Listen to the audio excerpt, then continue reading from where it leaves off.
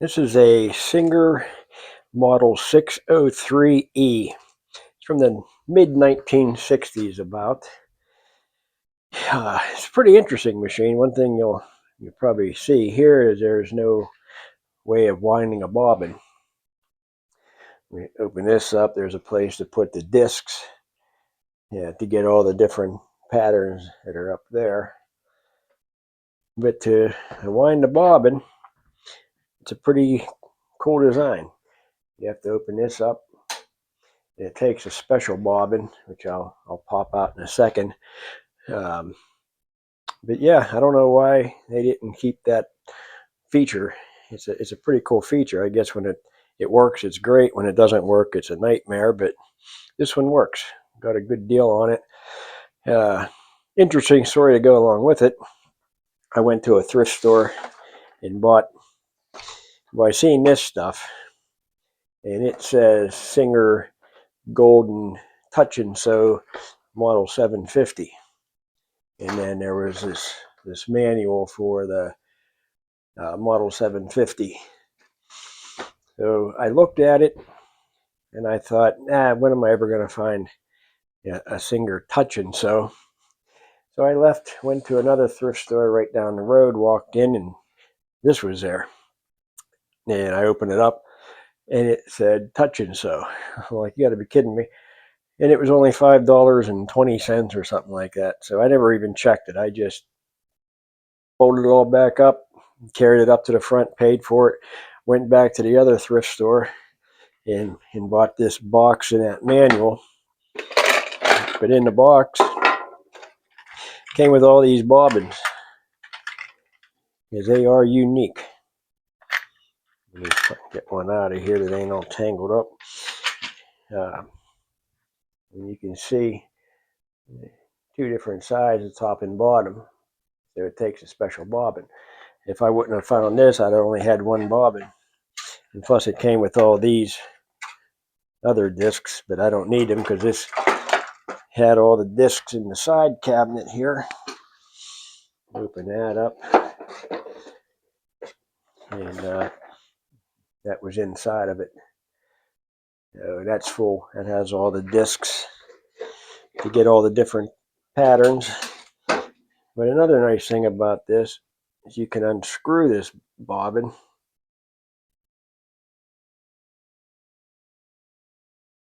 and take out that thread and then wind it back together again and pop it right in. So it's easy to get rid of that old thread that you're not going to need. But it's unique. You go over here in a second here how to thread it and then how to wind the bobbin. Okay, for threading, slide it on here. This little cap goes on. Slide that on. Cap holds it in place. Don't make it too tight. It won't want to turn. But first we gotta go through this little hole there. And then we're going to come down. There's a little, just in between that little, looks like a bell. And then down. Like that. Okay, and then there's a little hoop here. We got to go through that. And then we're going to go down around our pressure plate. Grab that little spring.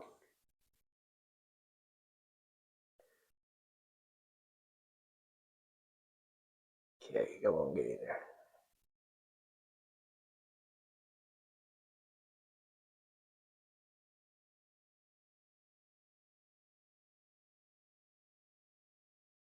There we go. A little tricky sometimes. And we'll come up through that part of the hoop.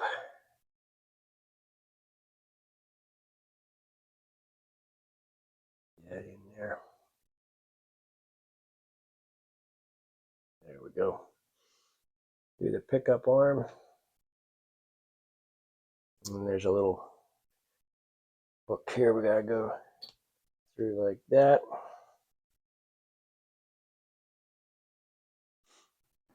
Okay, we're getting close to the needle now. There's this little, just kind of put that in like that and around the back like that. And then over through that one. And now we can go through the needle. Okay, got that threaded. And now, here's our empty bobbin. Just drop it in there like that. Close that little mechanism down. Okay, this has to be the needle. It has left, center, and right. It has to be center, and you have to be on a straight stitch. So the empty bobbin's in. There's a little button right here. Push that down, and then you're going to take this and loop it up and around your foot knob there. Then lower it. And you'll see it's coming around. Do it again, then you hear that. That was thread getting cut. Give it a few turns. It seems to be going good, then go ahead and let the machine do it.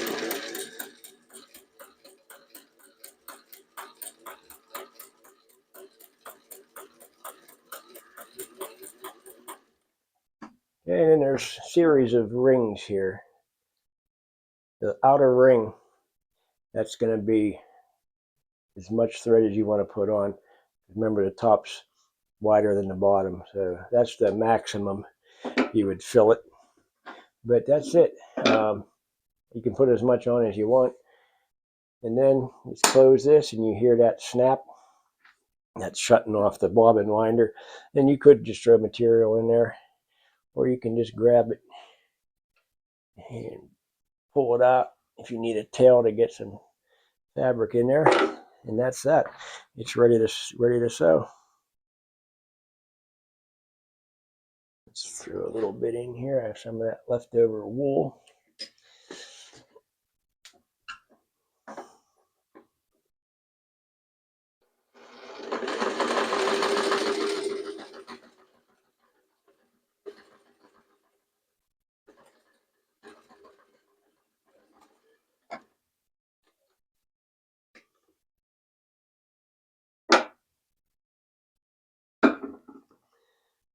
Okay.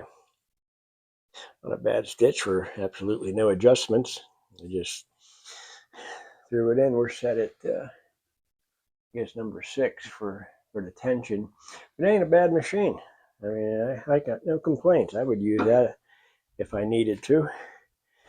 Some other things it has here. This little right over here. See, throat plate position. You have unlock up and down, so you move it. The thread plate comes up, and here you can unlock it completely to change it. But that's going to raise your plate here, just with that little button. There we have our feed dogs are going to work.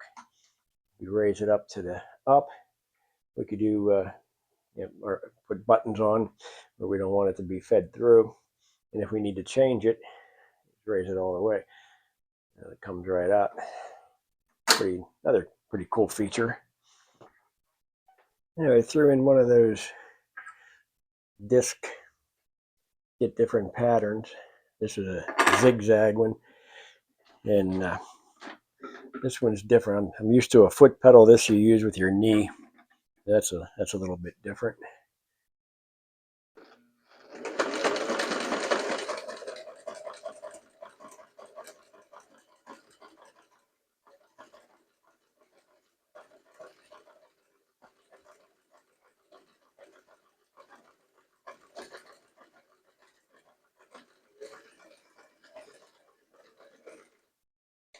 Okay.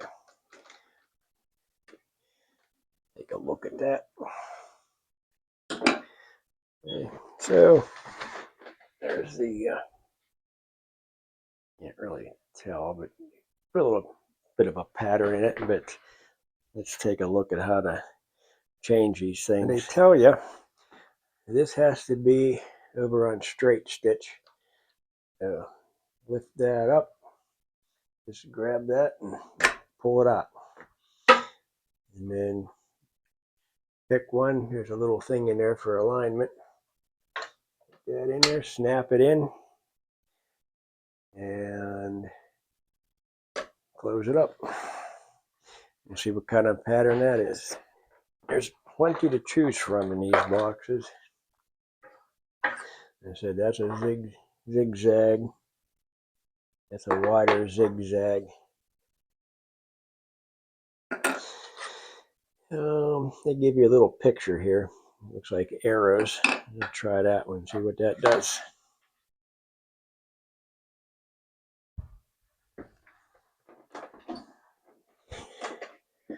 All right, let's try this one.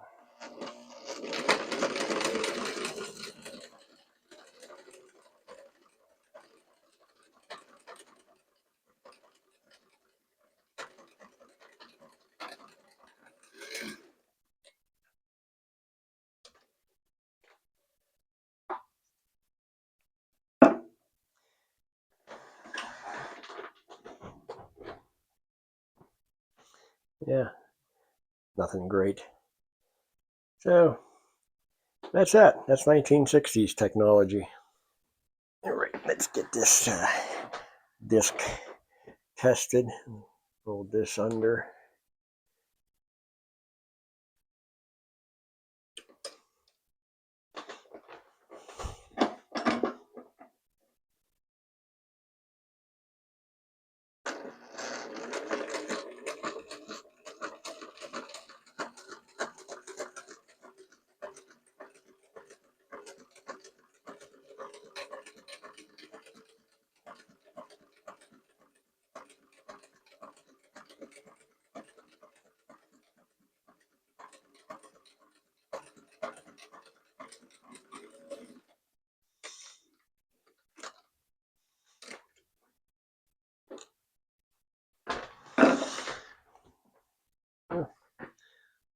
It's kind of neat. I don't know where I'd use it, but it's cool to know that it'll do it.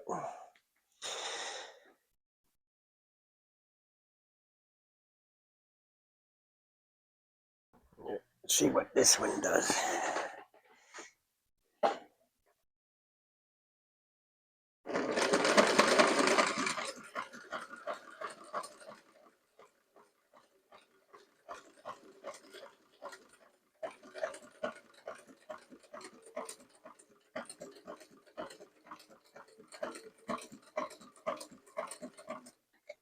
Okay, that looks like just your basic zigzag. Nice looking zigzag. Try to get in there a little better. Yeah, not bad. Now we'll try this one here.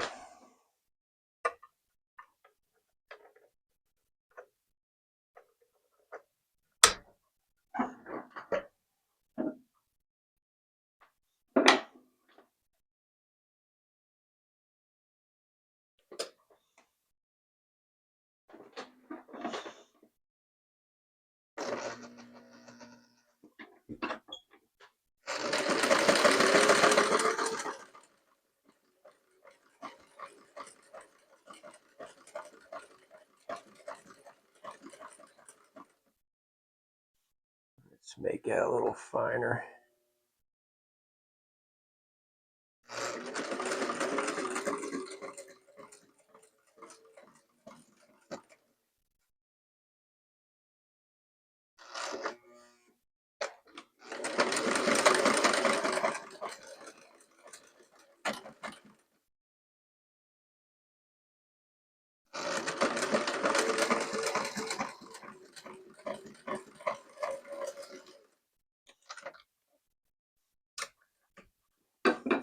Made it a little too fine. Let me try to find a little happy medium there. Yeah, you put it too fine, it doesn't really pull it through. I have found out. What am I hitting?